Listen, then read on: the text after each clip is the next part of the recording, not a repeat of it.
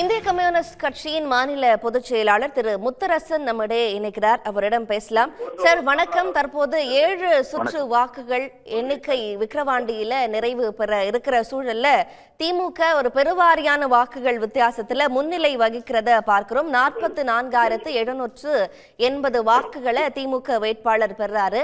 அதே நேரத்துல பாமக வேட்பாளர் 17,457 வாக்குகள். இவங்க 2 பேருக்கும் இடையிலான அந்த வாக்கு வித்தியாசம் அப்படிங்கிறது ரொம்பவே அதிகமா இருக்கிறத பார்க்க முடியுது. இந்த வெற்றி முடிவுகள், தேர்தல் முடிவுகள் 7 சுற்றுகள் தான் நிறைவடைந்திருக்கு அப்படின்னாலும் அது சொல்ற ஒரு மெசேஜா நீங்க என்ன புரிஞ்சுக்கிறீங்க? 7 சுற்று முடிந்த நிலையிலேயே 44,780 வாக்குகளை திராவிட முன்னேற்ற கழகம் பெற்றிருக்கிறது. அதாவது குறிப்பா சொல்லணும்னா, கடந்த நாடாளுமன்ற தேர்தல், ஏப்ரல் நடைபெற்ற நாடாளுமன்ற தேர்தலில் திமுக தலைமையிலான மதச்சார்பற்ற முற்போக்கு கூட்டணி புதுச்சேரி உள்ளிட்ட 40 மகத்தான வெற்றி பெற்றது. எந்த தேர்தலும் குறைவான வாக்குகளை பெற்று வெற்றி பெற்று நல்ல வாக்குகள் வித்தியாசம் வெற்றி பெற்றது.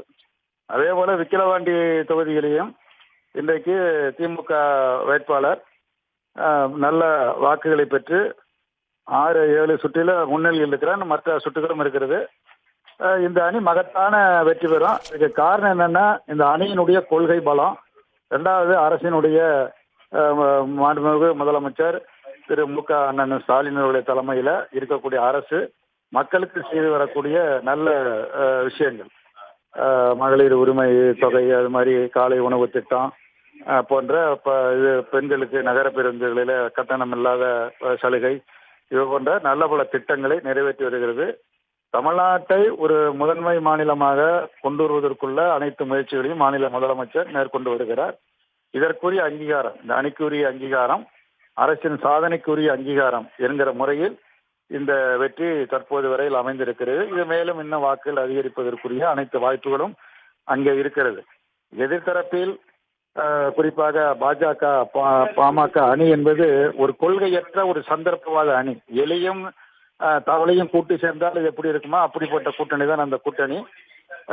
மிக கடுமையான முறையில் திமுகவை தோற்கடிக்க வேண்டும் என்பதற்கான முறையில் அவதூறு பிரச்சாரங்களை மேற்கொண்டார்கள். ஜாதி வெறி பிரச்சனையை கிளப்பினார்கள்.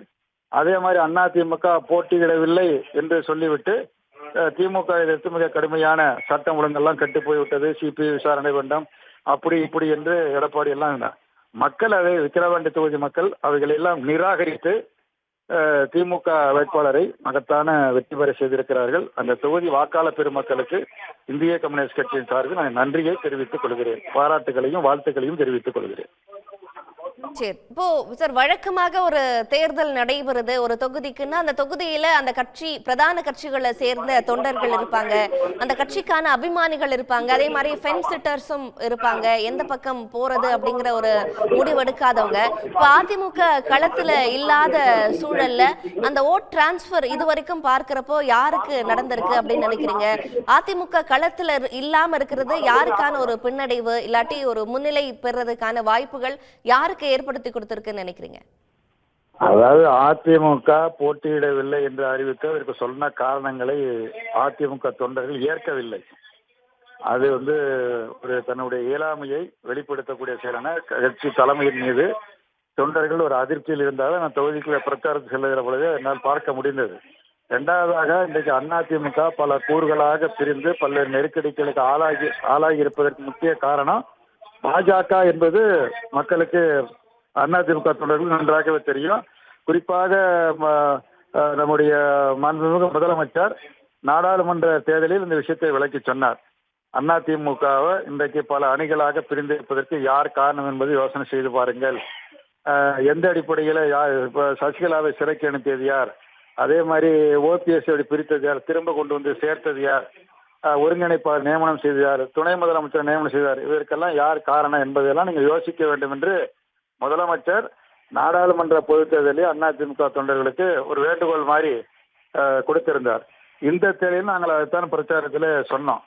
அப்போ அதிமுக தொண்டர்கள் பாஜக அணியை ஆதரிப்பதற்கு தயாராக இல்லை. அவர்கள் ஏறத்தாழ திராவிட முன்னேற்ற கழகத்திற்கு வாக்களிப்பதற்கான சாத்தியக்கூறுகள் இருக்கிறது. அதன் காரணமாக தான் அந்த வாக்கள் அதிகரித்து இருக்கிறது என்று நான் கருதுகிறேன்.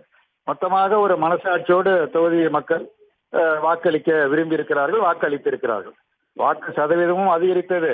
வாக்கு சதவீதம் அதிகரித்தோன்னா பாட்டாளி மக்கள் கட்சியினுடைய நிறுவனர் ஐயா மருத்துவர் ஐயா வந்து இந்த ஓட்டு பூரா எங்களுக்கு வரப்போகுங்கிறது மாதிரியான அறிக்கையெல்லாம் வெளியிட்டாரு. ஆனா தொகுதி மக்கள் மிகுந்த ஆர்வத்தோடு எதிர்த்தரப்புக்கும் நல்ல பாடத்தை புகுத்த வேண்டும் என்கிற ஒரு உணர்வோடு ஒரு அரசியல் ரீதியாக ஆர்வத்தோடு வந்து வாக்களித்தது மட்டுமல்ல, நமது அணிக்கு திமுக அணிக்கு மகத்தான முறையில் வாக்களித்து வெற்றி பெற செய்திருக்கிறார் என்று நான் கருதுகிறேன். உடனுக்குடன் செய்திகளை தெரிந்து கொள்ள சன் நியூஸ் பெல் ஐகானை கிளிக் பண்ணுங்க.